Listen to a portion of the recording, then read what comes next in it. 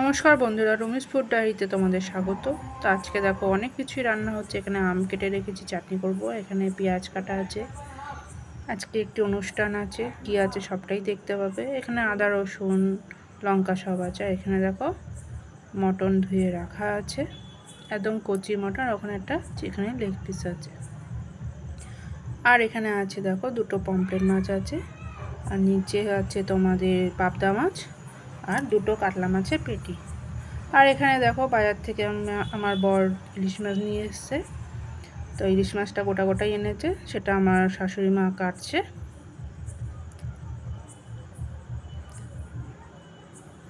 ইলিশ মাছটা খুব তেলওয়ালা, খুব হেভি গন্ধওয়ালা মাছটা।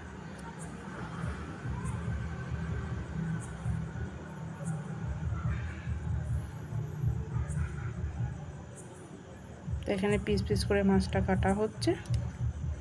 তো কী হচ্ছে সবটাই তোমাদের জানাবো, দেখতে থাকো ভিডিওটা স্কিপ না করে।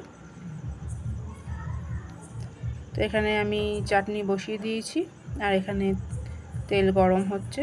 এই যে তেজপাতা, গোটা জিরে, শুকনো লঙ্কা আর গরম মশলা ফোড়ন দিয়ে পেঁয়াজটা ভাজছি, কারণ মটনটা বসাতে হবে। এবার মশলা দিয়ে কষিয়ে মটনটা বসিয়ে দিয়েছি। আর এখানে এগুলো সবটাই ফ্রাই হবে। পমফ্রেট মাছটা, চিকেন লেগ পিস আর কাতলা মাছের পেটি, ওগুলো সব মশলা মাখিয়ে তোমার কাঁচা লঙ্কা, আদা রসুন, তার সঙ্গে হলুদ, নুন, লঙ্কা গুঁড়ো, সবটা দিয়ে মাখিয়ে এবার ভাজবো। আর এখানে পাবদা মাছটা রাখা আছে, ওটা ঝাল করব। এই যে দেখো আগে এগুলো ভেজে তুলে নিচ্ছি। আর এখানে ইলিশ মাছ ভাপা বসিয়ে দিয়েছি। ইলিশ মাছ আমি কাঁচাই বেশি রান্না করি, আর ভাজা হলে সেটা ভাজা গেছে, সেটাও দেখাবো দাঁড়াও আস্তে আস্তে। আর এখানে পাবদা মাছটা নুন হলুদ মাখিয়ে রেখেছি, ভাজবো, ভেজে ঝাল করব। আর কিছুটা কটা ইলিশ মাছের পিস রাখা আছে, যেটা ভাজা করে, মানে প্রথমে আগে গরম ভাতে ইলিশ মাছ ভাজা, তার সাথে তেল দেবো।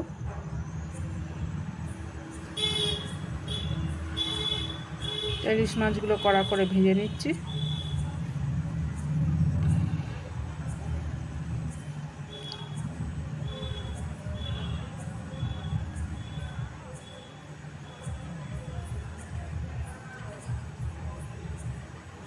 তারপর পাবদা মাছটা ভাজছি, দিয়ে পাবদা মাছটা ঝাল বসিয়ে দিয়েছি। এবার আমি থালাটা সাজিয়ে নিয়েছি। দেখো ইলিশ মাছ ভাজা, এখানে চিকেনের লেগ পিস ভাজা, পমফ্রেট মাছ ভাজা, আর ওদিকে কাতলা মাছের পিস ভাজা আছে। আর এখানে পাবদা মাছের ঝাল, ইলিশ মাছের ঝাল, মটন, আলু দিয়ে আমের চাটনি।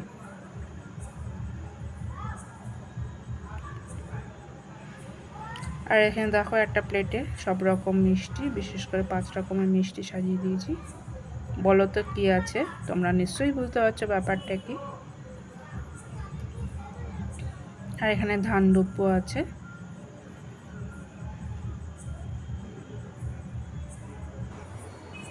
এই যে প্রথমে একটু দই মুখে দিচ্ছে, শুভ অনুষ্ঠান তো, আর তারপর ধান দুব্বো দিচ্ছে। আর আমার শাশুড়ি মা আসলে একদমই কানে শুনতে পায় না, ওই জন্য একটু ইশারা করে বলে দিতে হয় সব কিছু, বা বলে দিচ্ছি। ভিডিও করছি তো কীভাবে কোনটা পরপর করবো সেই জন্য বলে দিতে হচ্ছে, কিন্তু আসলে উনি একদমই শুনতে পায় না, যার জন্য কিছু বুঝতে পারে না। আর এই দেখো আমার মেয়ে দানটা আগে ফেলে দিল, কেন জানো? ওই ভাতে পড়বে তো, গলায় আটকাবে তাই। তো আমার মেয়ের আজকে জন্মদিন, তোমরা সবাই ওকে আশীর্বাদ করো। আমার মেয়ে এমনি খুব ভালো মেয়ে, জানি না এরপরে কী হবে, কিন্তু এখনও পর্যন্ত খুব ভালো মেয়ে, পড়াশোনায় খুব ভালো। এবছর মাধ্যমিক দেবে, তো তোমরা আশীর্বাদ করো ওকে সবাইকে। তো টাটা বন্ধুরা।